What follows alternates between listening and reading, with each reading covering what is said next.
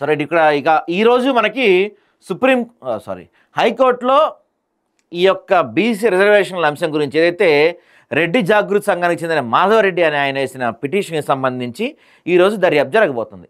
బహుశా దీన్ని కోర్టు వాయిదా వేయటాలు అట్లాంటివి ఏమి ఉండకపోవచ్చు. నేను అనుకుంటుంది ఈరోజు తుది తీర్పు వచ్చే అవకాశం ఉంది. ఎందుకంటే మనకి రేపటి నుంచే యాజ్ పర్ ద షెడ్యూల్ రేపటి నుంచే ఎలక్షన్ నోటిఫికేషన్ రాబోతున్న తరుణంలో దీనికి తుది తీర్పు ఇవాళ ఇచ్చే అవకాశం కనపడుతుంది. సో ఆ తుది తీర్పు ఒకవేళ ప్రభుత్వానికి వ్యతిరేకంగా వస్తే ప్రభుత్వం మరి సుప్రీంకోర్టుకి వెళ్తుందా, ఏదో విధంగా ఎలక్షన్స్కి వెళ్ళాల్సిందే అనుకొని సరే ఇక రిజర్వేషన్లు పక్కన పెడదాం పార్టీ పరంగా ఇచ్చుకుందాం అని చెప్పి వెళ్తుందా అనేది కీలక అంశాలు. దాని గురించి మీటింగ్ పెట్టారు ముఖ్యమంత్రి గారు. సో దీనికి అభిషేక్ సింఘ్వి అనే ఆయన వాదిస్తారంట, కొంచెం సీనియర్ లాయర్ ఆయన. విచారణకు ముందు కేసు పురోగతిపై సీఎం ప్రత్యేక వ్యూహ సమావేశం అంట. సమావేశంలో డిప్యూటీ సీఎం భట్టి, అధ్యక్షులు మహేష్ కుమార్ గౌడ్, మంత్రులు ఉత్తమ్, పొన్నం, వాకిటి శ్రీహరి వీళ్ళందరూ పాల్గొన్నారు ఇందులో. సో ముఖ్యమంత్రి గారు ఏమంటారంటే ఒకవైపు పల్లెల్లో ఇప్పటికే స్థానిక ఎన్నికల జోష్ కనబడుతుంది. పోటీపడి ఆశావాహులు దావతులతో ఓటర్ మహాశైలు సంతృప్తి పనిచేసే నిమగ్నమైతే మరోవైపు ప్రతిష్టాత్మకంగా తీసుకున్న బీసీ రిజర్వేషన్లపై హైకోర్టు ఏం తీర్పు ఇవ్వబోతుందన్న ఆందోళన కాంగ్రెస్ ప్రభుత్వంలో కనపడుతుంది. దీంతో నేడు హైకోర్టులో జరగనున్న విచారణ కీలకం కానుంది. వెలువడే తీర్పు స్థానిక ఎన్నికలకు మార్గం సుగమం చేయనుందా లేదంటే అడ్డుపడనుందా అంటే మనం వేచి చూడాల్సిన సమయం ఉంది. సో ఊళ్ళల్లో రెండు రకాల పరిస్థితులు కనపడుతున్నాయి. కొంతమంది ఏమో అసలు ఎలక్షన్స్లో కూడా పోకండి రాబోయ్, మీరు నిలబడినా పెద్దగా ఉపయోగం ఉండదు, ఏమీ యూజ్ ఉండదు, దానివల్ల అనవసరంగా మీరు కోర్టులకి డబ్బులు ఖర్చు పెట్టుకోవద్దు, డబ్బులు ఖర్చు పెట్టుకున్నా తర్వాత ఇబ్బంది పడతారు అనే విధంగా గ్రామాల్లో పరిస్థితుంది. ఎందుకంటే అసలు రేపు నోటిఫికేషన్ వస్తుందా, ఎలక్షన్ జరుగుతుందా, ఎలక్షన్ జరిగిన తర్వాత కూడా రిజల్ట్ వచ్చిన తర్వాత కూడా మహారాష్ట్రలో 2021లో అనుకుంటా బహుశా ఎలక్షన్స్ అయిపోయి ఫలితాలు వచ్చేసిన తర్వాత కూడా కోర్టు అసలు ఎన్నిక ప్రాసెస్ చెల్లదయ్యా అని చెప్పి మొత్తం కొట్టేసి ఫస్ట్ నుంచి మళ్ళీ ఎలక్షన్స్ పెట్టమని చెప్పింది. దీనివల్ల ఎలక్షన్ కమిషన్కి పెద్ద నష్టం ఉండదు, కానీ ఈ అభ్యర్థులు ఎవరైతే ఉంటారో అప్పటికే పాపం వాళ్ళు కోట్లు ఖర్చు పెట్టుకొని నిండా మునిగిపోయి ఆరిపోయి ఉంటారు. కాబట్టి ఈసారి కూడా కొంతమంది ఈటెల రాజేందర్ లాంటి వాళ్ళు ఏం చెప్తున్నారు, ఈ ఎన్నిక నిలబడదు, ఒకవేళ రేపు కోర్టు తీర్పు అనుకూలంగా వచ్చినా ఎన్నిక నిలబడదు, అనవసరంగా డబ్బులు ఖర్చు పెట్టదు అని ఆయన చెప్తున్నారు. మరి చూడాలి ఈరోజు హైకోర్టులో ఎటువంటి తీర్పు వస్తుంది, రిజర్వ్ పెట్టండి లేకపోతే వాయిదా వేసిద్దని వేస్తుందని నేను అనుకోవట్లా. కోర్టు ఈరోజు ఏదో ఒక ఆర్డర్ వస్తుంది, ఏ ఆర్డర్ వచ్చినా సరే మరి గవర్నమెంట్ మొండిగా ఎన్నికలకి పోతాం అంటే పాత రిజర్వేషన్లే తీసుకొని ఎన్నికలకు పోతాం అంటదా, లేదు మేము ఈ అంశంపై సుప్రీంకోర్టుకి పోతాం అంటారా? ఒకవేళ ప్రభుత్వానికి అనుకూలంగా తీర్పు వస్తే ఈ రెడ్డి జాగృతి సంఘం వాళ్ళు ఎవరైతే ఉన్నారో మాధవరెడ్డి వీళ్ళంతా సాయంత్రం ఏదో lunch motion house motion petition వేసుకొని సుప్రీంకోర్టుకి పోతారా? మేము చెప్పాం కదా మీకు, అప్పుడు మీరు స్టే ఇవ్వలేదు, ఇప్పుడు చూడండి హైకోర్టు ఇలా ఇచ్చింది, ఇప్పుడు మీరు స్టే ఇవ్వండి అని చెప్పి సుప్రీంకోర్టుకి పోతారా? సుప్రీంకోర్టుకి పోతే మళ్ళీ రాష్ట్ర ప్రభుత్వం ఏం చేస్తుంది? ఇదంతా కూడా ఒక పెద్ద పజిల్ అనమాట. సో ఒకవేళ రాష్ట్ర ప్రభుత్వం ఎందుకురా బాబు ఈ అమ్మ ఏడబొట్టితే మళ్ళీ ఆడబోతే అక్కడ కూడా సుప్రీంకోర్టులో కూడా జరిగేది ఇదే, మనం ఇచ్చిన జీవో ఏం పెద్ద తోపు జీవో కదా, ఎక్కడికైనా కొట్టేస్తారని చెప్పి అనుకొని ముందైతే ఎన్నికలకు వెళ్ళిపోదామని చెప్పి పాత పద్ధతిలోనే ఎన్నికలకు వెళ్ళిపోతారా అనేది మాత్రం సస్పెన్సే. ఇవాళ కోర్టు తీర్పు వచ్చిన తర్వాత కూడా సస్పెన్సే చెప్పాలంటే. ఎందుకంటే కోర్టు ప్రభుత్వానికి అనుకూలంగా తీర్పిస్తే మాత్రం వీళ్ళకి ఫేవర్ ఇస్తే వీళ్ళు సుప్రీంకోర్టుకు వస్తారు, ఒకవేళ వీళ్ళకి ఫేవర్ ఇస్తే వీళ్ళు సుప్రీంకోర్టుకు వస్తారు.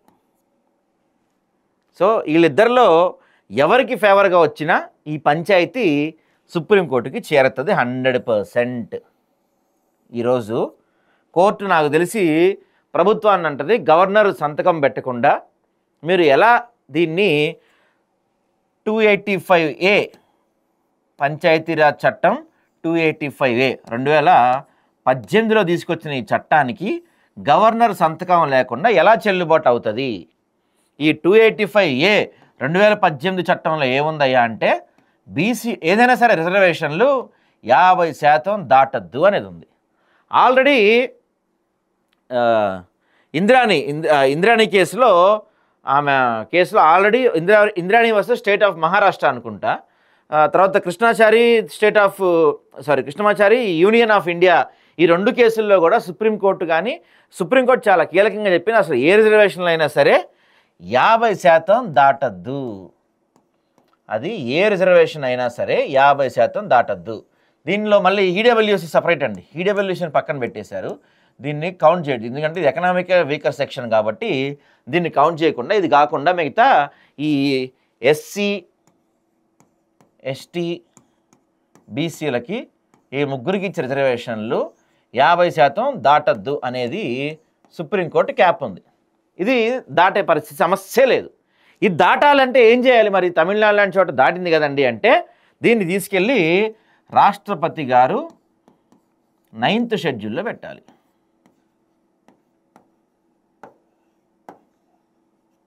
9th షెడ్యూల్లో పెట్టాలి రాష్ట్రపతి గారు. మరి జరిగిందా ఈ ప్రాసెస్ అంతా? మనోళ్ళు ఇక్కడ ఫస్ట్ ఒక బిల్లు పెట్టారు, అసెంబ్లీలో పాస్ చేసుకున్నారు. ఆ అసెంబ్లీని తీసుకెళ్ళి ఆ బిల్లుని రాష్ట్రపతి గారి దగ్గర పంపించారు. అక్కడ పని అవ్వలేదు. తర్వాత ఇక్కడ ఏం చేశారు, వీళ్ళు ఒక గెజెట్ రిలీజ్ చేసుకున్నారు, దాన్ని కూడా అసెంబ్లీలో పాస్ చేస్తున్నారు, గవర్నర్ దగ్గర పంపించారు, గవర్నర్ గారు కూడా దాన్ని ఆపేశారు. సో ఇక్కడ ఆగిపోయింది. వీళ్ళు చేయాల్సిన ప్రాసెస్ దొంగ ప్రాసెస్ అయినా, పెద్దగా ఇంట్రెస్ట్ లేకపోయినా చేశారు, ఏదో మమ్మ అనిపించారు. సో ఇప్పుడు ఈ పంచాయతీ మొత్తం కోర్టులకు వెళ్తే అనే విషయం చిన్నపిల్లడికి కూడా తెలుసు. ఈ పంచాయతీ మొత్తం కోర్టులకు వెళ్తుంది. మీరు కులగణన చేసినా, మీ దగ్గర ఎంపిరికల్ డేటా ఉన్నా, మీరు దానికి డెడికేటెడ్ కమిషన్ వేసినా, ఏం జరిగినా సరే 50% దాటిందంటే ఎవరో ఒకళ్ళు కోర్టుకి వెళ్తారు అనేది అందరికీ తెలిసిన విషయమే. సో అట్లానే ఈ రెడ్డి జాగృతి వాళ్ళు అయితే ఇంకాస్త ముందడుగేసి అసలు ఏకంగా జీవో కూడా రాకముందే వాళ్ళు, ఈ రిజర్వేషన్ ఇది కూడా రాకముందే వాళ్ళు పేపర్లో వార్తలు వస్తున్నాయని చెప్పి కోర్టుకి వెళ్ళిపోయారు. కోర్టు తిట్టి పంపింది, ఏంద్రాబాయ్ పేపర్లో వార్తలు ఏంది, జీవో వస్తే తీసుకొని రండి అని చెప్పి తిట్టి పంపింది. ఇది ఇక్కడ ఉండగానే వాళ్ళలోనే ఇంకొకళ్ళు గోపాలరెడ్డి ఆయన సుప్రీంకోర్టుకి వెళ్ళారు. సుప్రీంకోర్టు కూడా ఏమంది, హైకోర్టులో ఉంది కదా, హైకోర్టు ఏం తీర్పు ఇవ్వలేదు కదా, ఇంకా తీర్పు రిజర్వ్లో పెట్టింది కదా, అప్పుడే మా దగ్గరికి ఎందుకు వచ్చి ఆడకపోండి అని చెప్పింది. సో ఇప్పుడు జరిగిన 2 సార్లు కూడా ఈ రెడ్డి జాగృతి వాళ్ళకి వ్యతిరేకంగానే తీర్పు వచ్చింది. సారీ. ఇప్పుడు జరిగిన ఈ హైకోర్టులో కానీ సుప్రీంకోర్టులో కానీ ఈ రెడ్డి జాగృతి వాళ్ళకి వ్యతిరేకంగానే కొంత తీర్పు వచ్చిందని చెప్పుకోవాలి. సో ఈరోజు జరిగే పరిణామాల్లో ఖచ్చితంగా ఈరోజు కూడా ఏం జరిగిద్దని నేను అనుకోవట్లేదు. ఎందుకంటే ఈరోజు ఏం జరిగినా అంటే ఈ హైకోర్టు గవర్నమెంట్కి ఫేవర్లో ఇచ్చినా వీళ్ళు సుప్రీంకోర్టుకి పోతారు, వీళ్ళకి ఫేవర్ ఇచ్చినా వీళ్ళు సుప్రీంకోర్టుకి పోతారు. కాబట్టి ఈ పంచాయతీ హైకోర్టులో తేలదు 100%, ఖచ్చితంగా సుప్రీంకోర్టుకి పోతారు. సుప్రీంకోర్టు నాకు తెలిసి సుప్రీంకోర్టుకి ఈ పంచాయతీ చేరితే సుప్రీంకోర్టు పెద్దగా టైం తీసుకోకుండా ఆల్రెడీ అంటే ఇప్పుడు కోర్టులు ఏం చేస్తాయంటే అండి, కోర్టులు మానవత్వమా, లేకపోతే జనాభా ఎక్కువ ఉన్నారా, లేకపోతే సంక్షేమ పథకాల, ఇట్లాంటివి ఏం చూడదు కోర్టు. కోర్టుకి ఏం కావాలి, చట్టాలు, అవన్నీ దానికి ఒక లెక్క ఉంటుంది కోర్టు. సో అందులో కోర్టు ఏం చేస్తుందంటే గతంలో వచ్చిన తీర్పుల ఆధారంగా, మనకున్న చట్టాల ఆధారంగా 50% రిజర్వేషన్ దాటకూడదు కదా, 50% దాటాలి అని మీరు అనుకుంటే దాన్ని కేవలం 9th షెడ్యూల్లో పెట్టడం ఒక్కటే దారి. మీరు ఈ 285A అమెండ్మెంట్స్ చేసినా కూడా 9th షెడ్యూల్లో పెడితేనే దానికి ఒక అర్థం ఉంటుంది. అంతవరకు మీరు ఈ 285A అమెండ్మెంట్స్ చేశారు, పోనీ దీనికి గవర్నర్ సంతకం ఉందా, లేదు. 9th షెడ్యూల్లో పెట్టారా, పెట్టలేదు. కాబట్టి ఏ రకంగా చూసినా మన వాళ్ళు ఇచ్చిన ఈ జీవో నెంబర్ 9ని ఖచ్చితంగా సుప్రీంకోర్టు కొట్టేస్తుంది. మరి కొట్టేసిన తర్వాత ఏం చేస్తారు మన వాళ్ళు అంటే అప్పుడు ఎలక్షన్స్కి వెళ్తారు నేను అనుకుంటుందా ఇది జరిగిద్దని. ఎందుకంటే ఇవాళ ఏం పంచాయతీ తేలదు. హైకోర్టు ఇచ్చిన తీర్పు, హైకోర్టు తీర్పు ఇచ్చిన వెంటనే ఆళ్ళో ఇళ్ళో గ్యారంటీగా దానికి పోతారు, మన సుప్రీంకోర్టుకి వెళ్తారు.